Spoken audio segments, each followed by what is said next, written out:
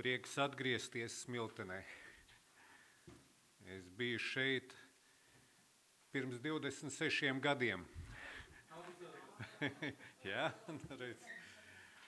Un šeit mēs kopā ar Irīnu pabeidzām kursu, kā pasniegt bībeles stundas, kuru vadīja Ārijs Glāzers. Mēs braucām vairākas reizes no tālās Kārsavas pa puteņiem, arī sanesa mašīnu, iebraucām grāvī, tā ka tas palika koši atmiņā, bet šīs bija ļoti vērtīgas nodarbības. Vai šeit ir kāds mans kursabiedrs? Reku, mēs ar Ansi kopā bijām vienā klasē. Jā, un šīs nodarbības es jau paspēju 4 draudzēs atstāstīt, mācīt tālāk, kā vajag pasniegt bībeles stundas. Un starp citu, vēl neliels paziņojums, pirms mēs ķeramies pie Dieva vārda. Paceliet lūdzu savu labo roku tie, kas mīl Dievu no visas savas sirds un no visas savas dvēseles. Aleluja! Visi. Nē, turat roku. Un tagad paceļiet otru roku tie, kuriem ir mobilie telefoni ar ekrānu. Tā, es tikai redzu, daži nav pacēluši roku. Un tagad turiet rokas paceltas. Un tagad, ja jūs gribat pagodināt Dievu un liecināt par viņu savos telefonos, tad mēs varam darīt to pēc dievkalpojumā.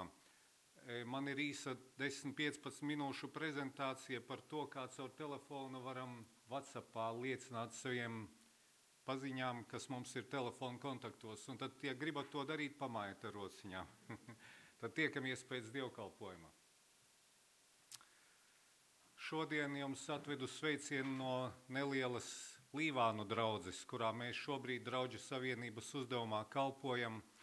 Un draudzīte ir 3 reizes mazāka nekā šeit. Bet mēs turamies un turpinam sekot Jēzum un izjūtam šo gara vienotību ar jums, piedaloties sabatskolā. Jā, tad būs vēlreiz jāceļas. Jā, labprāt. Vēl viens sveiciens no Kārsavas draudzes, kurā mēs nesen arī bijām, kurā zinu, ka arī daži smiltēnieši bija. Šī ir vienīgā pasaulē draudze, kurā dievkalpojumi notiek latgaliešu valodā. Un bieži vien sludina latgaliski. Paldies! Ar to arī viss vēl nebeidzās. Jums šodien ir arī ciemiņi no Tukuma. Tukuma draudzes vecākais ar savu dzīves biedri. Sveiciens no Tukuma tad.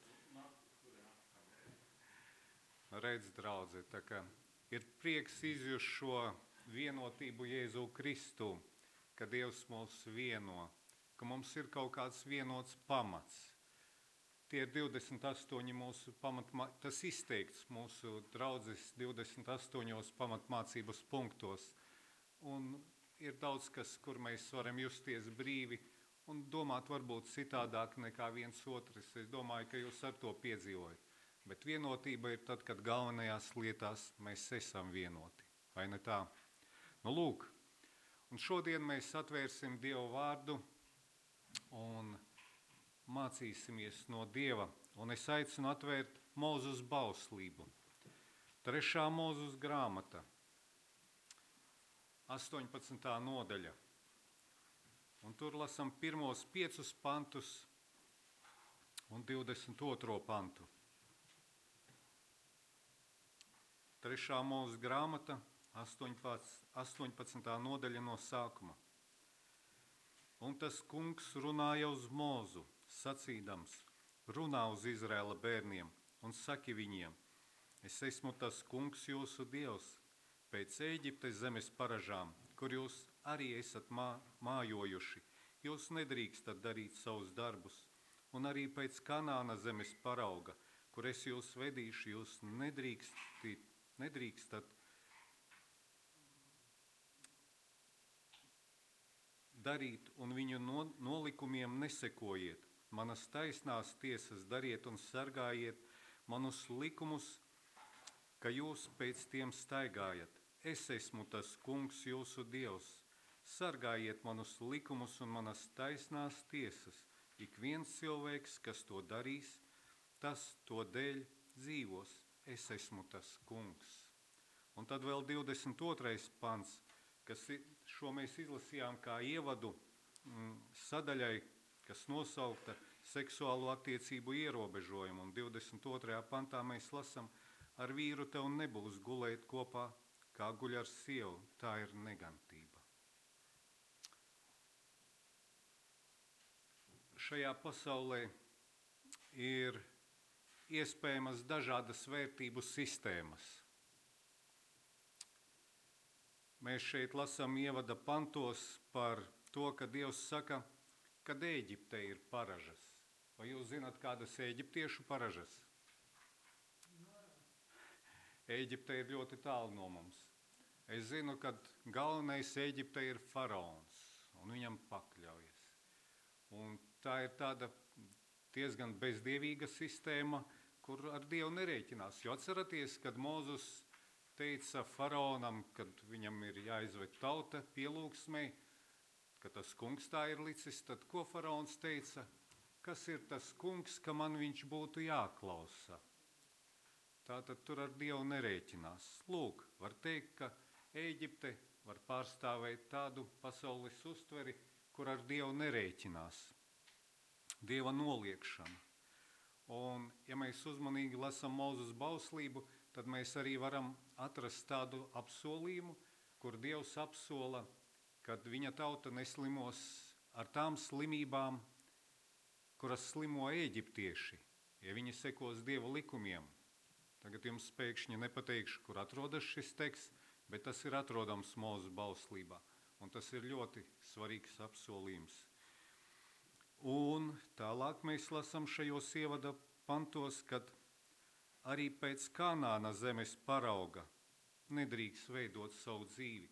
Arī pēc Kanāna nolikumiem, tas jau tāds mūsdienīgāks vārds, arī nedrīkstam veidot savu dzīvi. Kas tad bija Kanāna zemē? Vai kādam ir atmiņā? Kas tur notika?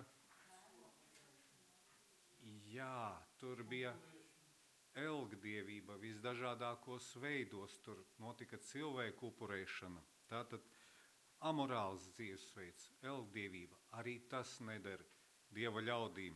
Un Dievs aicina nedzīvot pēc šīm parašām un nolikumiem.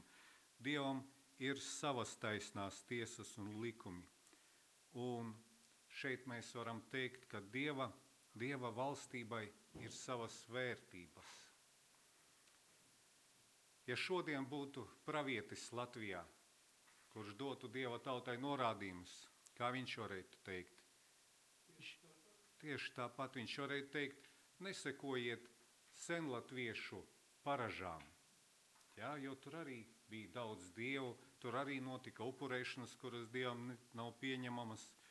Un tāpat pravietis arī teiktu, nesekot bezdievīgās sabiedrības nolikumiem, kas ir mūsdienu Eiropā, vai ne tā? Rietumu civilizētā sabiedrība runā par cilvēktiesībām, un daudzas arī varbūt ir tās labas cilvēktiesības, bet ir arī tādas, kas ir pretrunā ar Dieva likumiem. Vai jūs to pamanījāt? Jā, tāpēc, lūk, Eiropa patiesībā arī nerēķinās šobrīd ar Dievu, šī te modernā rietumu sabiedrība. Un vai atceraties, kā Jēzus Pilāta tiesā teica, mana valstība nav no šīs pasaules. Tātad Jēzum ir cita valstība, kurai ar šo pasauli nav sakara. Un tāpēc Dievs aicina savus ļaudis būvēt Dieva valstību šeit. Es arī dzirdēju tādu labu izteicienu, mēs šeit uz zemes varam paplašināt Dieva valstību. Kā? Tas tāds bija jautājums, uz kuru es sagaidu atbildi. Jā, nesot vēsti, iegūstot vēl kādus Dieva valstības dalībniekus, tā, lai tas iet plašumā. Lūk, tātad ir arī uz šīs pasaules Dievam savu valstība. Un Dievs grib to paplašināt. Tātad šajā pasaulē ir dažādas vērtību sistēmas. Sekulārā rietumu kultūrā, mēs esam daudz arī dzirdējuši par islāma kultūru, kur aizņem lielu daļu teritorijas un iespiežas arī Eiropā. Mēs esam arī dzirdējuši par Konfūcija un Budas ietekmēto Āziju, tāliem austrumiem, un lūk ir šīs dievvalstības vērtības, kurām, kā mēs lasām evaņģēlijā, Jēzus vienu no pēdējiem vārdiem, kad viņš teica, un šīs valstības evaņģēlijām tiek jāsludinātam, kur? Visā pasaulē. Un tad kas notiks? Un tad nāks gals. Tikai tad nāks gals. Un redzat, šajā pasaulē ir daudz dažādas novirzes no Dieva vērtību sistēmas, daudz un visdažādākās. Mēs izlasījām arī šo tekstu 22. pantā.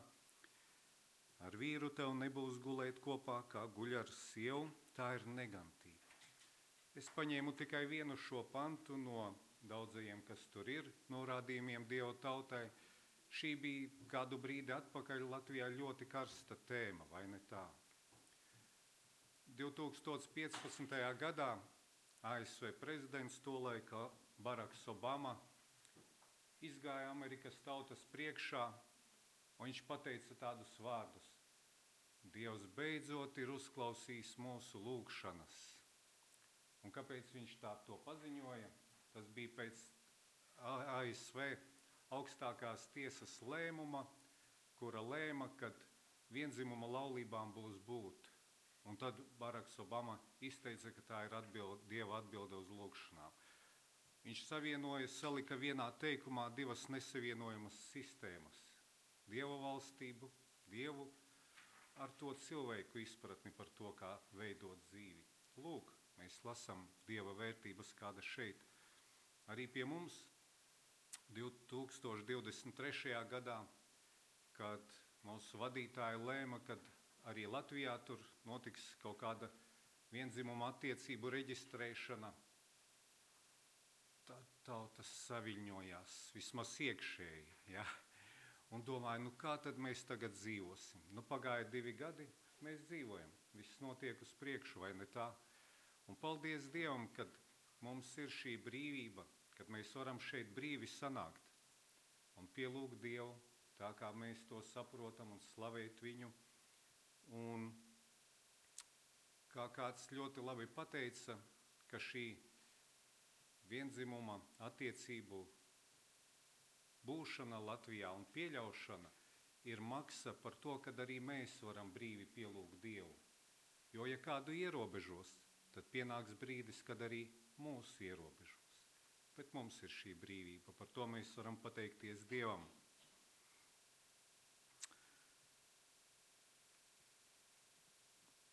Jā, un Dievs caur Mozu, atklājot savas vērtības, dod šo bausli, kuru mēs izlasījām. Tas arī skan kā bauslis. Ar vīru tev nebūs gulēt kopā, kā guļ ar sievu. Tā ir negantība, Dievs saka. Tas nav vienkārši, tas nebūtu vēlams. Dievs saka negantība. Ko tas nozīmē? Tēlaini sakot, tas ir platais ceļš uz pazušanu, Bībeles terminiem runājot. Bet cilvēks, uzzinot šo Dieva plānu seksualitātei, var mainīt savu vērtību skalu. Var nepraktizēt, pat tad, ja paliek šī nosliece, un tad viņš dzīvos. Tātad, redzat, šis bauslis saka, ka to nedrīkst praktizēt. Un ja cilvēks ievēro šo bausli un nepraktizē, tad viņš var būt mūžīgās dzīves dalībnieks. Bet viņam tas nav jāpraktizē.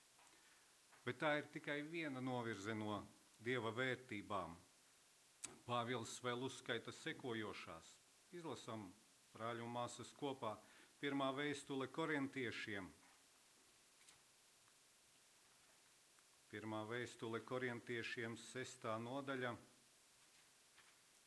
Un tur no 9. līdz 11. pantam.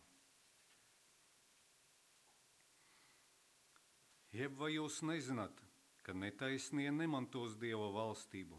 Nepievilieties ne netikli, ne elku kalpi, ne laulības pārkāpēji, ne malaki, ne vīriešu piegulētāji, ne zagļi, ne mantrauši, ne dzērāji, ne zaimotāji, ne laupītāji neiemantos Dievu valstību. Un daži no jums bija tādi, bet jūs esat mazgāti, jūs esat svēti kļūši un esat taisnoti Kunga Jēzus Kristus vārdā un mūsu Dieva garā.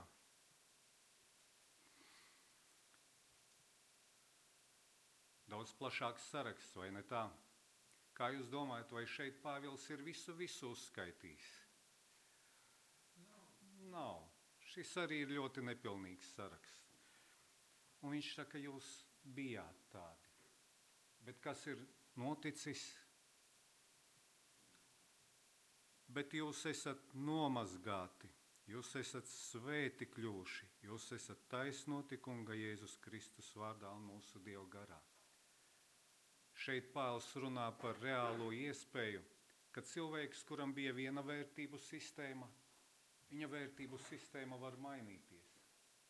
Un viņa var mainīties ne tikai ārēji, bet arī iekšēji. Tā var būt cilvēka jauna pārliecība. Es biju komjaunietis. Es tam ticēju no visas sirds. Es ticēju, ka Ļeņins vislabāko domāja. Un to man ielika no bērnu dārza. Mamma man stāstīja tādu gadījumu, kad viņa mani ragaviņās vilka.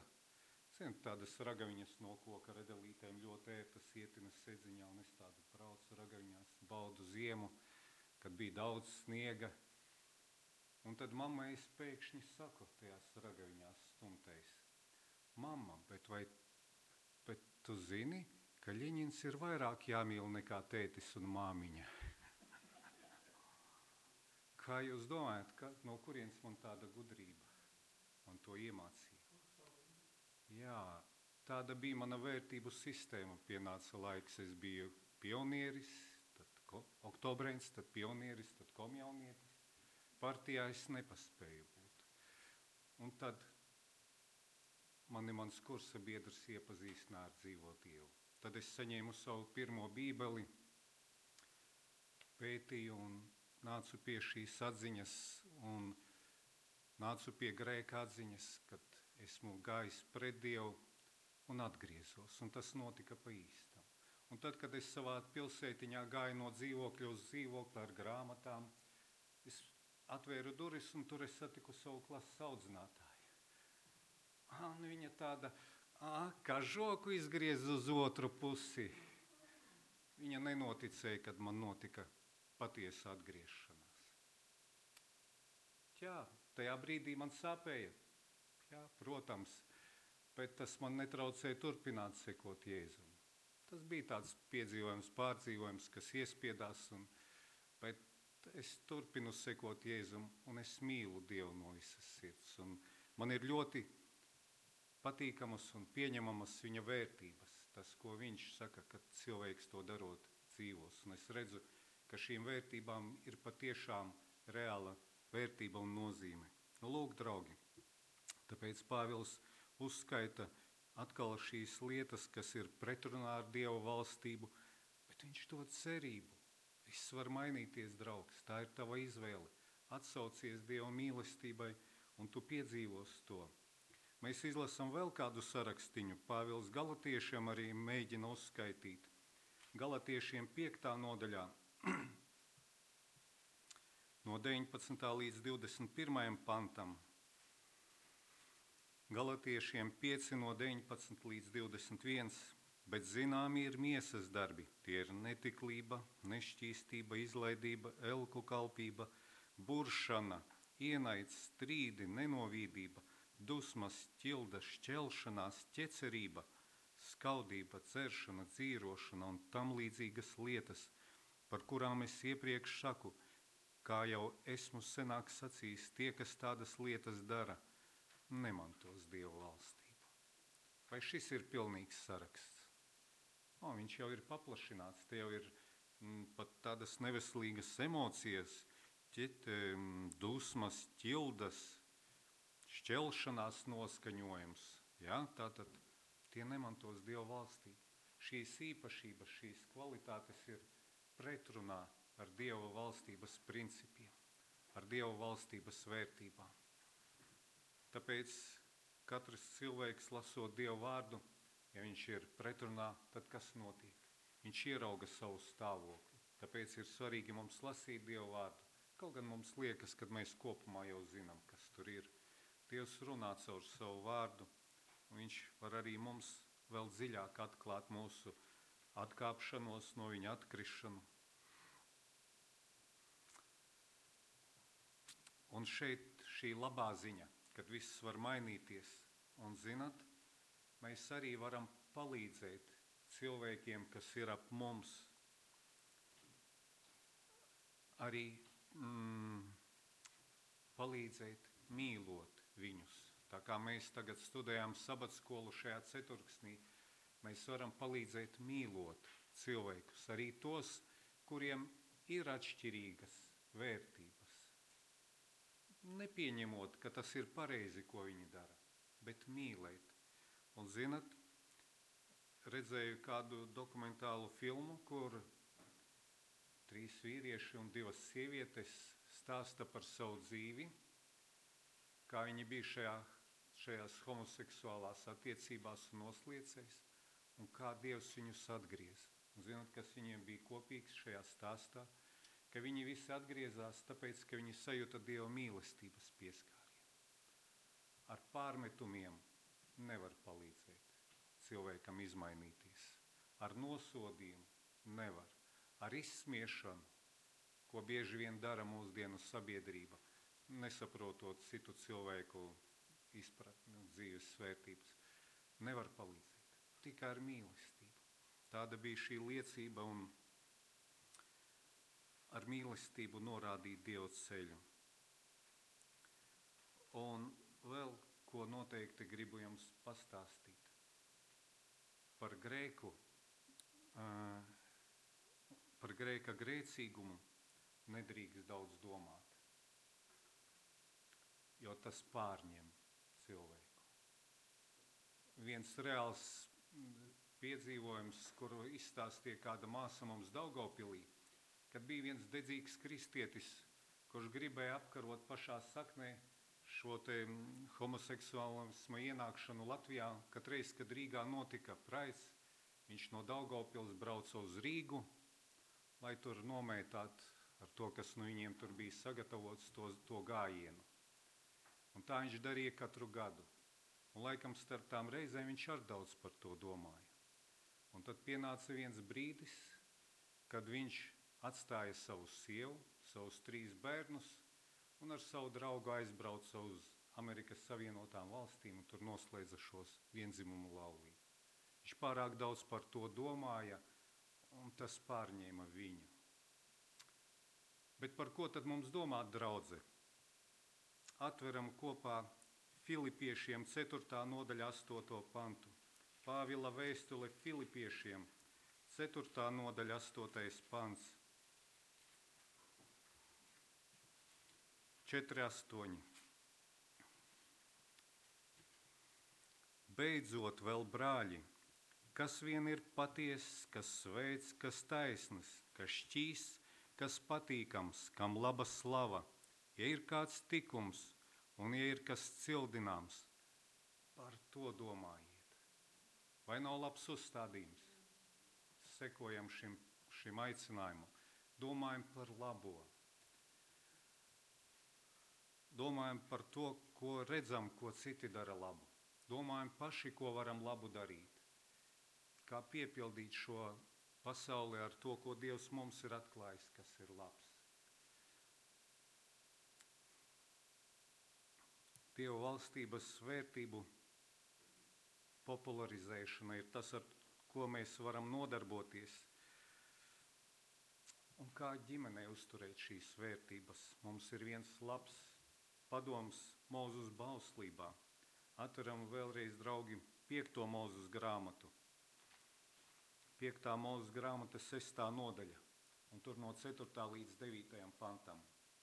5. Mūzes grāmata 6. nodaļa, no 4 līdz 9.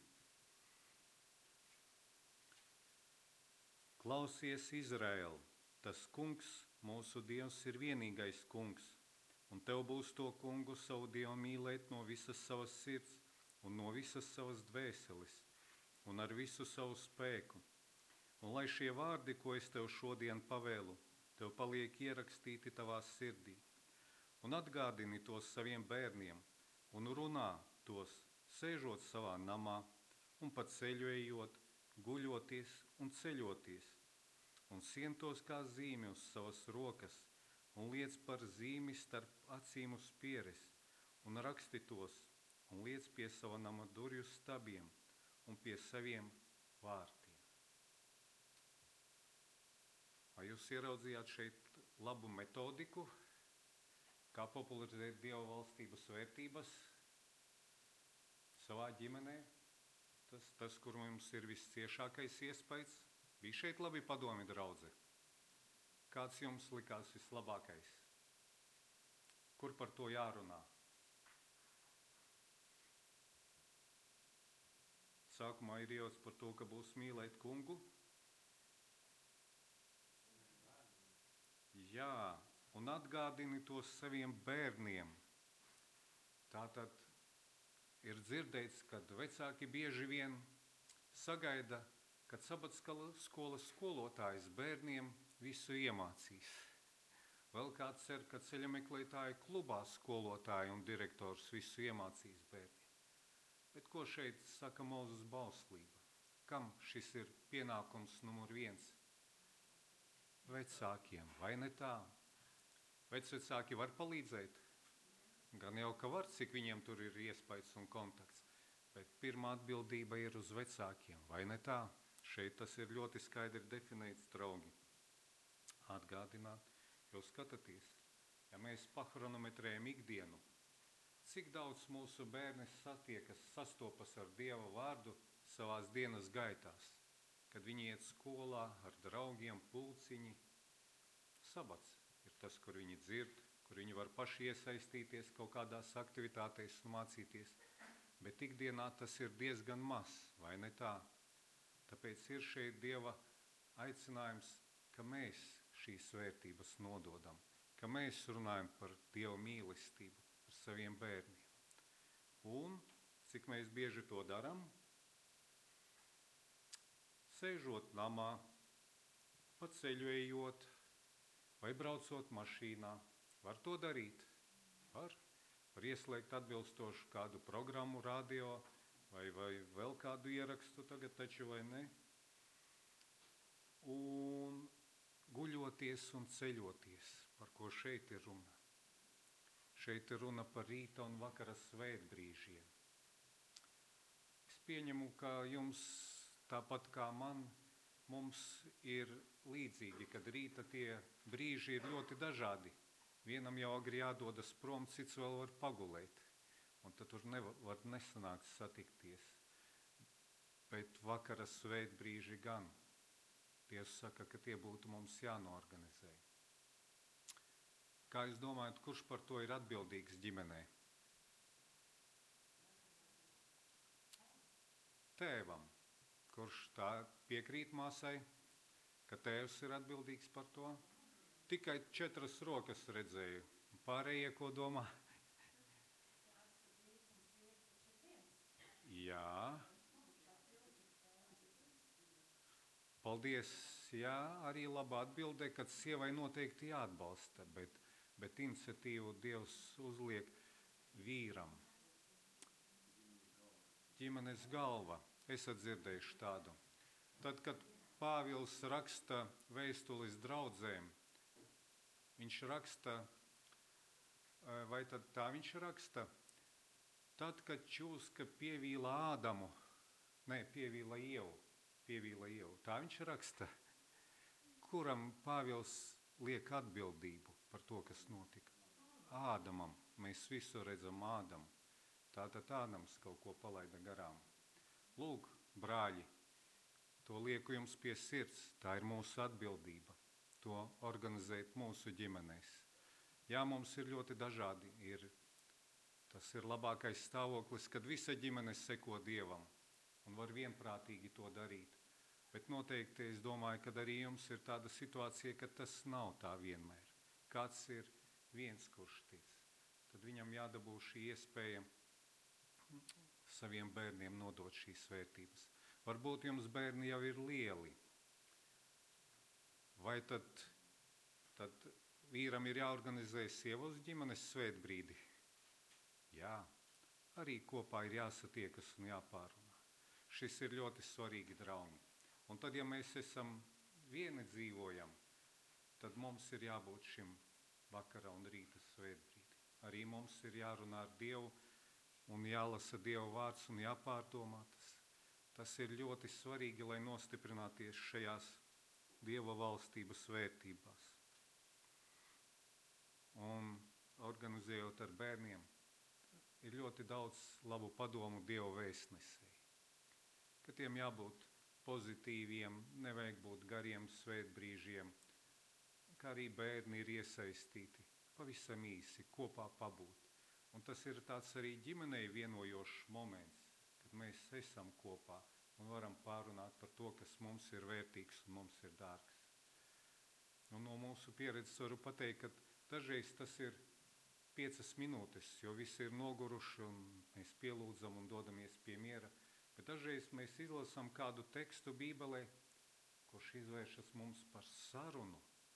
Un nevis mēs audzinām bērnus, bet bērni mums stāsta un uzdot jautājumus un prasa visu kaut ko. Un tad nemanot paiet stunda. Un var stundu izrunāties ar bērniem. Vai tas nav brīnišķīgi? Šīs te veidot attiecības. Lūk, redzat, draugi. Iedrošinu jūs, ja kādam ir šie brīži kopā ar ģimeni, pārunājot Dievu vārdu, tas ir brīnišķīgi. Ja nav, tad es iedrošinu jūs uzsākt. Ja uzreiz arī nesanāk, tad nepamest. Turpināt un turpināt un turpināt. Un ja kādam no klātesošiem tas izdosies, tad es nebūšu vēl te šeit atbraucis. Šis no šī te, ko mēs šodien pārunājam, tad būtu tas vissirsnīgākais novēlējums, ka tādā veidā mēs varam sekot Jēzum un nostiprināties mūsu ticībā, mūsu pārliecībā, lai šīs Dieva valstības vērtības mums kļūst arvien svarīgākas.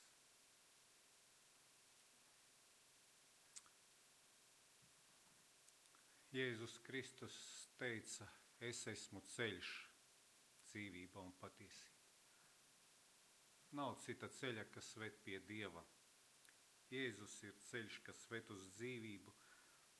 Nav tā, ka visas vērtību sistēmas ved uz Dieva valstību. Ir tikai lūk šī viena. Šis ceļš ir šaurs, bet viņš ir atrodams un viņš ir ejams. Draudze, draugi, brāļi un māsas, pieņemam, ka šajā pasaulē būs daudz dažādas vērtību sistēmas. Un mums nav visas vērtību sistēmas jāpārmaina. Katrs cilvēks ir brīvs domāt, kā viņš domā, ticēt, kā viņš tic. Un tikai tāpat kā prezidentam Barakam Obamam sanāca misēklis, ka viņš salika šīs pasaules vērtības un teica, ka Dievs viņas akceptē, tajā brīdī rodas šī tāda nesaskaņa. Bet tā katrs brīvs darīt, ko grib šai pasaulē. Dievs meklē tos, kas viņu pielūgs garā un patiesībā un vēlēsies sekot viņam un būt viņa valstības dalībnieki. Lai Dievs mūs pilda ar mīlestību un gudrību, ka varam dalīties šajā pasaulē ar Dieva valstības vērtībām. Vispirms visciešākā lokā ap mums, mūsu ģimenēs, un tad arī tālāk, vairāk, līdz pasaules galam, līdz pasaules malai. Un tad, kad tas tiks izdarīts, tad nāks Jēzus. Un mēs varam piecelties kopā un pateikties Dievam un lūgt viņu.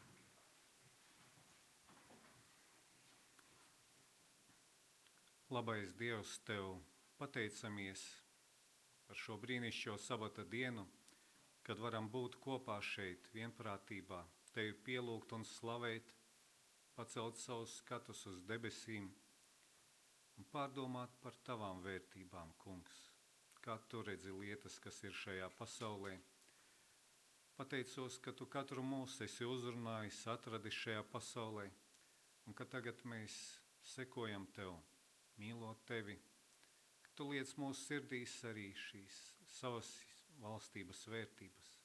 Kungs, piepildi mūsu sirdis ar mīlestību. Mēs atveram tev mūsu sirdis un lūdzam, vadi Dievs, lai tevi atklājam šajā pasaulē, lai tevi pagodinām. Tā Tevs, tev pienesam par visu slavu un pateicību Jēzus vārdā. Āmen.